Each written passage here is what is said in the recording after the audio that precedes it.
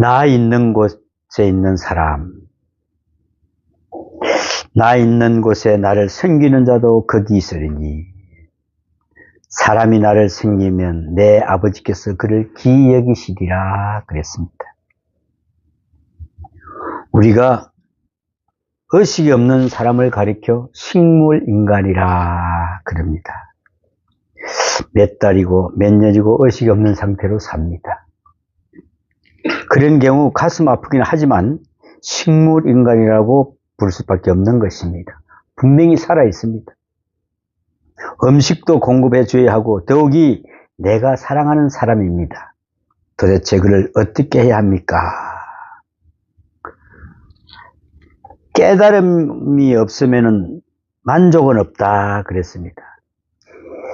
이것이 인간의 본성입니다. 의식이 없으면 인간이랄 수 없다. 느낌이 없이 어떻게 행복할 수 있을까? 소유도 행복이 아닙니다. 감격이 있어야 행복인 것입니다. 행함이 없고 무엇인가를 위하여 땀을 흘려 수고하고 희생하지 않으면 절대로 즐거움이 따르지 아니한다 그랬습니다. 그 사람을 위하여 수고한 만큼 즐거움이 가질 수 있다는 것입니다. 가령 여기에 집이 있다고 하면은 이 집을 위하여 수고한 사람이 이 집을 위하여 시간과 노력과 정성을 투자한 사람만이 이 집에 드나들면서 진정한 행복을 누린다 그랬습니다. 아이들에 대해서도 그러합니다. 아이들이 대한 사랑이 어린아이로부터 얻는 기쁨과 즐거움은 그를 위하여 바친 수고와 비례하는 것이다 그랬습니다. 수고도 하지 않고 그저 내게 기쁨이 있을 거라고 생각하면 그것은 바로 착각이다. 행복의 원리는 그렇지가 않습니다. 행복은 지식의 문제만이 아닙니다. 깨닫는 문제만이 아닙니다. 소유의 문제는 더구나 아닙니다. 느끼는 것이 중요하다 그랬습니다. 느끼는 것이. 그러므로 행복은 쟁취하는 것이 아닙니다. 빼앗을 수도 없습니다. 행복을 얻어보겠다고 아무리 몸부림을 쳐보아도 그래서 막상 소유하게 되었다 하더라도 정작 소유하게 된 그 순간 감격이 없습니다. 상대방으로부터 나를 즐겁게 해주는 바가 없었기 때문에 그렇습니다. 그것은 주어지는 것입니다. 즐거움은 더불어 얻어야 합니다. 생명의 문제도 더불어 누려야 합니다. 함께 나누어야 합니다. 내를 위하여 행복한 그 사람은 그 행복을 내가 더불어 누릴 수 있는 것이 바로 행복의 이치인 것입니다. 다른 사람이 행복해야 내가 행복할 수 있습니다. 다른 사람이 기쁘게 하지 않고는 내가 기뻐할 수가 없다는 행복의 원리를 우리는 터득해야 합니다. 이 사실을 모르고 사는 동안은 헛된 세월만 보내는 것입니다. 여기에 현대인의 불행이 있습니다. 나 혼자만의 행복을 추구하는 극단적인 이기심, 남을 불행하게 되어도 나는 행복할 수 있다는 착각 때문에 불행은 계속되는 것입니다. 지성인 가운데서도 이런 사람이 참 많습니다. 최소한 다른 사람에게 피해를 주지 않는 선에서 이기적인 행복을 생각하는 것입니다. 남에게 피해를 주지 않는 한도 내에서 행복을 추구하면 되지 않느냐? 아니, 착각이 아닐 수도 없습니다. 결국은 나도 행복하지 못하고 남까지 불행하게 만든다는 것입니다. 저번에 한번 조사 그 통계를 보니까 미국에는 결혼 정년기에 있는 사람이 37%나 된다고 합니다. 그리고 독신이라고 합니다. 그 가운데 12%는 한 번 결혼했던 사람입니다. 어찌됐든 간에 현재 독신이요 앞으로도 독신으로 살 사람들입니다. 그런데 여기에 문제가 있습니다. 그들이 행복하겠습니까? 혼자 살면 행복할까요? 두말할 것이 불행합니다. 가정이 없어서 산다는 그 불행감과 그로부터 당하게 되는 불이익과 고통으로 말미암아 많은 부작용이 야기되는 것입니다. 알코올 중독이니 흡연이니 마약이니 심지어는 동성연애인이 하는 문제가 생기는 것입니다. 이것이 복잡한 문제가 있는데도 불구하고 왜 그들은 결혼하지 않는 것입니까? 이유는 다른 데 있지 않습니다. 왜 그럴까요? 왜 결혼하지 않을까요? 내 행복을 남에게 주고 싶지 않은 것입니다. 누구에게도 봉사하고 싶지 않습니다. 요즘에는 그 결혼 중매업소에서 보면은 왜 결혼을 하려고 그럽니까? 그랬더니 내가 남을 위해서 행복해 주겠다는 생각을 가지고 있는 사람이 없다고 그럽니다. 내가 저 사람을 통해서 행복해질 수가 있을까? 이것만 열심히 생각한다는 것입니다. 그래서 결혼을 하면서 뭐가 필요해요? 요즘에는 이력서까지 낸답니다. 그리고 뭐까지 또 필요해요? 건강진단서 가지고 냅니다. 그러면은 그 사람이 행복한 거를 갖다 내가 행복할 수 있어야 내가 쟁취를 하는 거지. 그러면 그 당시 결혼이 되지 않습니다. 정말 결혼의 근본 정신, 근본 철학이 잘못된 것입니다. 나만 행복하겠다. 어떻게 해서든 나만 즐기며 살겠다. 이런 사고방식이 결과적으로는 나를 무서운 함정에 빠뜨리고 영영 헤어날 수 없는 불행으로 몰고 간다는 것입니다. 이제 구약 성경으로 돌아가서 정말 모범적인 가정의 예를 한번 생각해 볼까요? 구약에 어떤 가정이 그런 모범적인 가정이 있나? 룻기에 보면은 유대 베들레헴의 사람 엘리멜렉과 그 아내 나오미가 두 아들과 함께 흉년을 피하여 모압 땅으로 갑니다. 그곳에서 이방 여자인 오르바와 룻이라는 두 며느리를 맞아 가정을 이룹니다. 얼마 후에 남편이 죽고 두 아들마저 죽고 말았습니다. 그쯤에 유대 땅에 풍년이 들었다는 소식이 들려옵니다. 나오미는 모압 땅을 떠나 다시 고향에 돌아가려고 합니다. 그때에 두 며느리에게 나오미가 이렇게 말을 합니다. 룻기서 1장 8절과 9절을 한번 보겠습니다. 나오미가 두 며느리에게 이르되 너희는 각기 너희 어머니 집으로 돌아가라. 너희가 죽은 자들과 나를 선대할 것 같이 여호와께서 너희를 선대하시기를 원하며 여호와께서 너희에게 허락하사 각기 남편의 집에서 위로를 받게 하시기를 원하노라 하고 그들에게 입맞추며 그들이 소리를 높이 울며 그랬습니다. 당연히 그래야 되겠죠. 시어머니 모시고 두 며느리가 어떻게 살겠어요? 당연한 일입니다.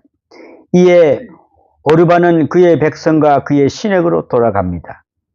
그래서 룻만이 나오미의 설득에도 불구하고 끝까지 따릅니다. 그 노인에게 따라가보니 뭐 하겠습니까? 뭐라고 하는 거 아세요? 나로 어머니를 떠나며 어머니를 따르지 말고 돌아가라 강건하지 마옵소서. 어머니께서 가시는 곳에 나도 가고 어머니께서 머무시는 곳에 나도 머물겠나이다. 어머니의 백성이 내 백성이 되고 어머니의 하나님이 나의 하나님이 되시리니 어머니께서 죽으시는 곳에도 나도 죽어 거기에 묻힐 것이라. 만일 내가 죽는 일 외에 어머니를 떠나면은 여호와께서 내게 벌을 내리시고 더 내리시기를 원하나이다. 룻기서 1장 16절과 17절 말씀에 바로 이렇게 기록되어 있습니다. 여러분, 오늘날 이런 여자를 찾아보기는 하늘의 별 따기만큼이 어려울 겁니다. 그죠? 그 시의 어머니를 모시겠다고 뭐라고 합니까? 내가 죽는 일 외에는 어머니를 떠나면 여호와께서 내가 벌을 내리시리라고 이렇게 고백합니다. 뭐라고요? 어머니께서 죽으시는 곳에 나도 죽겠습니다. 나도 거기에 묻히겠습니다. 이런 며느리 볼 용이 있으십니까? 이런 며느리 정말 없습니다. 나의 행복이란 전혀 없습니다. 미래에 대한 보장도 전혀 없는 것입니다. 남편과 아들을 다 잃어버리고 쓸쓸히 고향으로 돌아가는 빈 털털이의 그 노파. 그를 따라가서 평생 함께 살다 죽겠다는 것입니다. 이런 며느리 있을까요? 결국 두 사람은 고향 베들레헴으로 돌아옵니다. 룻은 보리 이삭을 주어가면서 시어머니인 나오미를 극진히 복양합니다. 그 룻기서를 보면은 거기 가서 그 보리 떨어진 그걸 주웠다가 오늘 몇 대나 예, 두 마리 얻었습니다. 그걸 갖다가 화가지고 씻어서 그걸 시어머니에게 복양하는 그 장면이 나오는 것을 볼 수가 있습니다. 마침내 하나님은 특별한 은총을 입어 보아스의 아내가 되게 하고 다윗의 할머니가 됩니다. 이게 바로 룻입니다. 이방 여자로서 다윗 왕가의 어머니가 된 것입니다. 이 얼마나 큰 보너스를 받았습니까? 여러분, 우리가 하겠다고, 내가 준비했다고, 내가 뭘 생각하고 하지 마십시오. 그냥 봉사하십시오. 그때 하나님께서 이렇게 큰 복을 주신다는 것을 잊지 마십시오. 그가 처음부터 그렇게 되기를 바라고 했습니까? 아니요, 전혀 그러지 않았습니다. 꿈에도 생각하지 못한 일들입니다. 요즘 사람들은요, 지나치게 나의 행복만을 찾지 않습니까? 나의 행복을 위해서 결혼도 안 합니다. 결혼해서도 이혼합니다. 자식도 낳지 않습니다. 엄청난 불행에 빠집니다. 행복은 이기적으로 얻을 수 있는 것이 아닙니다, 여러분. 전에 제가 어떤 가정에 초청을 받아가서 밥을 해주겠다 그래서 갔습니다. 근데 가보면은 그 집도 아파트라 실내 구조가 다 보니까 주방 안에서 뭐 일하는 게 다 보입니다. 그런데 내가 좀 보수적이라 그런 건 아니고 그럴 수도 있겠죠. 주방을 한번 쳐다보니까 팔뚝까지 올라오는 붉은 장갑을 끼고 음식을 만들어 주는데 그걸 보고 나서 내가 차라리 짜장면 한 그릇 시켜주면 참 좋겠다. 그 빨간 장갑을 보니까 아무리 그 사람이 맛있는 음식을 해가 갖다 주더라도요, 그 맛이 나겠냐고요. 여러분 손님 초대해놓고 절대 빨간 장갑 끼고 이렇게 음식하지 마십시오. 맛 떨어집니다. 맛 떨어져. 차라리 어디 사서 그냥 갖다 차려주는 게 훨씬 낫죠. 아이고, 내가 음식할 줄 몰라서 그냥 이렇게 그냥 차려왔습니다. 이러면 되잖아. 야, 진짜 그거 이렇게 무치가 주는 그 자체, 야, 참 그런 데도 있더라고요. 여러분, 우리가 늙어가는데 손만 예쁘다고 하면 뭐 하겠어요? 음식 맛에는 옛날에 손맛이라 그랬어요. 자, 그 옛날 어머니들 보면은 그냥 쪼물쪼물 해가지고 거기 넣어서 이러면 손가락이 매우니까 그냥 얼마나 또 맵겠어요. 그죠? 고추, 매운 고추. 그래, 그거 먹으면 된장에만 묻혀도 맛이 있어. 요즘처럼 면을 팍팍 뿌리지도 않고서도 맛이 있다니까. 그래서 말 그대로 손맛이요. 맛이 없더라도 맛이 있게 된다니까, 그게. 정성이 들어가서. 그렇습니다. 솜에 붙이고요. 참 걷어붙이고 음식도 맛있게 하는 그런 은혜가 있어야 됩니다.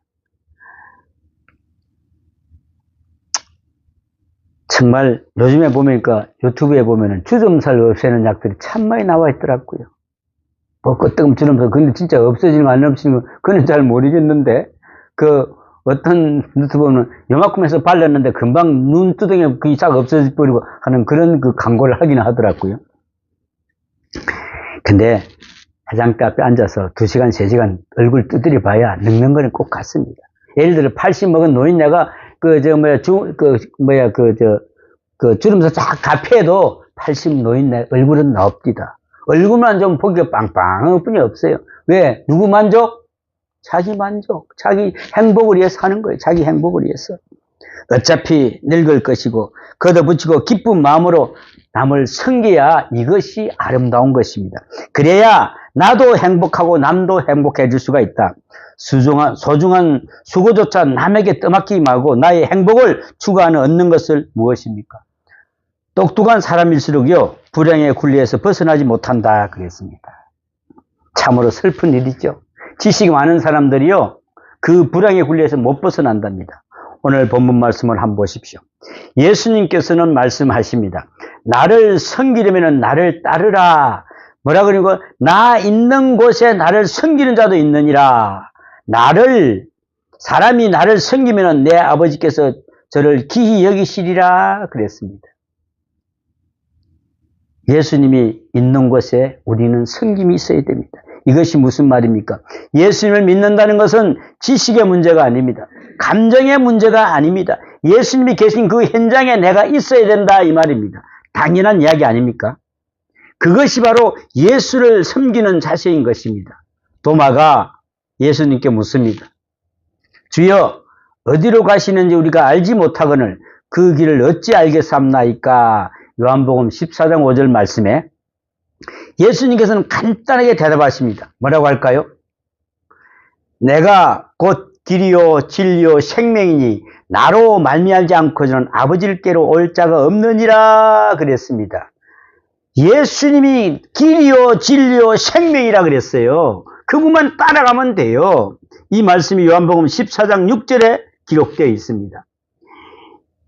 예수님 당신이 곧 길이요 진리요 생명이라는 말씀입니다. 긴 말씀 필요 없습니다. 이제 우리는 예수님께서 계신 그 현장을 찾아야 합니다.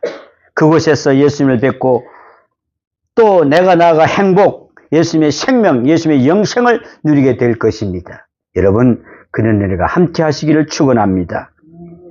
마가복음 1장 35절로 보면은 예수님의 일기라고 할 수 있는 장면이 나옵니다. 예수님은 새벽 오히려 미명의 한적한 곳을 찾아가서 기도합니다. 전도 생활에서 가장 피곤했던 사람이 바로 예수님이십니다. 제자들이야 따라다니면서 구경하는 것이고 고작인데 피곤할 것도 없습니다. 새벽부터 밤까지 수고하시는 예수님이 가장 피곤하신 분입니다. 그런데 예수님은 오히려 새벽 미명에 제자들이 잠들어 있을 때에 조용히 빠져나오시어 한적한 곳에 가서 기도하십니다. 늦잠 자고 깨어난 제자들이 예수님께서 어디 계시냐고 찾아다니는 것을 볼 수가 있습니다. 예수님께서는 기도하시는 현장에서 제자들은 한 사람도 없습니다.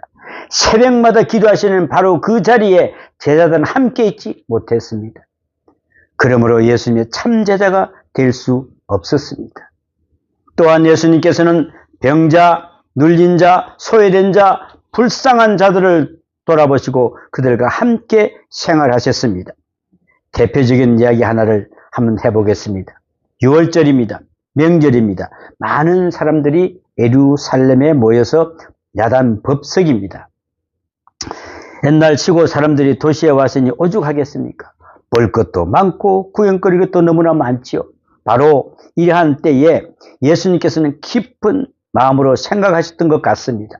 이 많은 사람 중에 가장 외롭고 고독하고 불쌍한 사람이 누구이겠는가 하고 깊이 생각하고 찾으신 곳이 바로 베세다의 연못입니다.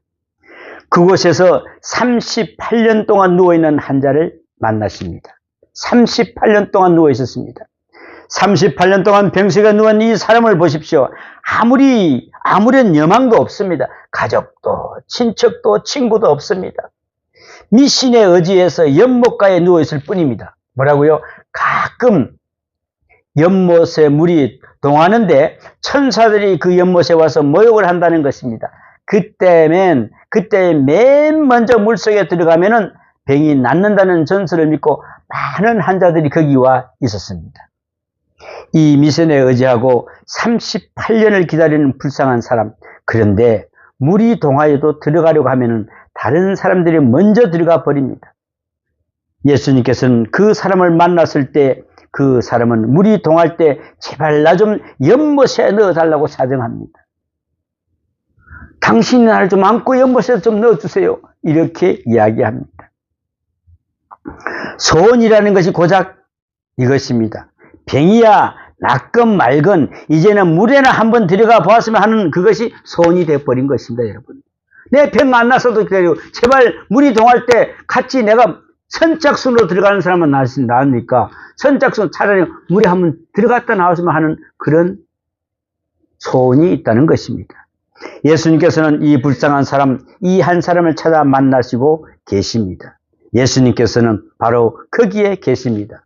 그런데 예수님이십니다. 가장 외로운 자와 함께 하시며 가장 사랑을 필요로 하는 자와 함께 하시고 계십니다. 소중한 시간, 거룩한 몸을 바치는 것에 조금 더 인색하지 않으셨습니다. 더욱이 죄인과 함께 하시고 세리의 집에 가서 음식을 나누며 더러운 사람들과 함께 하셨기에 돌아오는 불이익이 많았습니다. 죄인의 친구라는 좋지 못한 별명도 얻었습니다. 그래서 니고데모 같은 사람은 예수님을 만나기를 꺼려서 밤에 몰래 찾아오는 것을 볼 수가 있습니다. 또한 사마리아 여인, 그 사마리아 여인이 찾아왔을 때 그냥 만나서 이야기해줬는데 사람들은 수근수근합니다. 어떨 때는 예수님이 저 여인하고 무슨 일이 있었지? 라고 이렇게까지 이야기하는 장면을 볼 수가 있습니다. 그 불쌍한 여인과 길게 말씀하시다가 마침내 제자들에게 오해도 받았습니다. 우리 예수님 뭐하고 계셨지? 그렇죠. 외간 남자가 그 은밀한 곳에서 여자하고 같이 있었으니 그럴 만도 합니다. 오해도 받으실 만큼 예수님은 죄인들과 소외당한 사람들과 가까이 하고 계셨습니다. 예수님께서는 겟세마네 동산에서 기도하셨습니다. 야고보와 베드로와 요한을 데리고 가셨습니다. 많은 나머지 9 제자는 아래에 머물러 있으리라 했습니다. 그 제 제자도 깨어 기다리려고 하시고 예수님께서는 겟세마네 동산에 홀로 기도하셨습니다. 그런데 깨어 있어야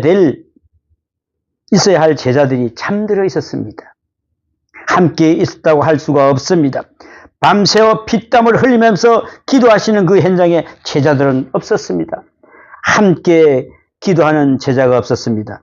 이제 베드로가 그렇게 굳게 결심하고 약속을 했음에 불구하고 예수님을 3번이나 부인하고 도망을 갑니다. 여러분, 이 어떻게 생각하십니까? 어째서 베드로가 이토록 비참해졌습니까? 불을 보듯이 화난 이야기입니다. 기도하실 때에 기도하지 않았기 때문에 그렇습니다. 그래서 예수님께서 십자가를 지실 때에 함께 질 수가 없었던 것입니다, 여러분. 예수님께서는 겟세마네 동산에서 홀로 계셨습니다. 거기에서도 혼자 계셨고 법정에서도 혼자 계셨습니다. 십자가를 지실 때도 혼자 계셨습니다.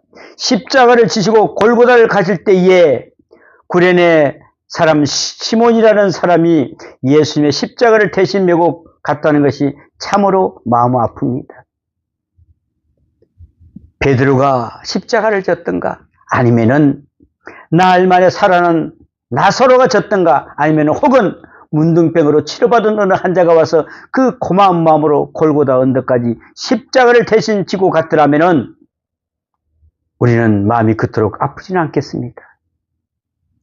그렇게 예수님께서는 모든 병도 낫아주고 먹을 것도 주고 또 모든 걸 살려줬구만은 한 사람도 찾아와서 그 십자가를 대신 지고 가겠다는 사람은 한 명도 없었습니다, 여러분.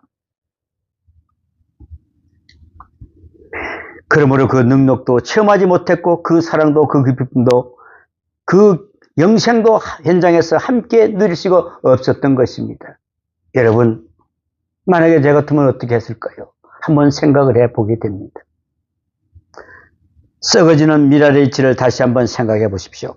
하늘의 미랄 그대로 있으면 열매를 맺을 수 없고 땅에 떨어져 죽어 썩으면 열매를 맺습니다. 여러분, 깨끗이 미련 없이 내가 남을 위하여 죽어질 때 나도 살고 남도 산다는 이 행복이 이치를 깊이 생각해야 됩니다.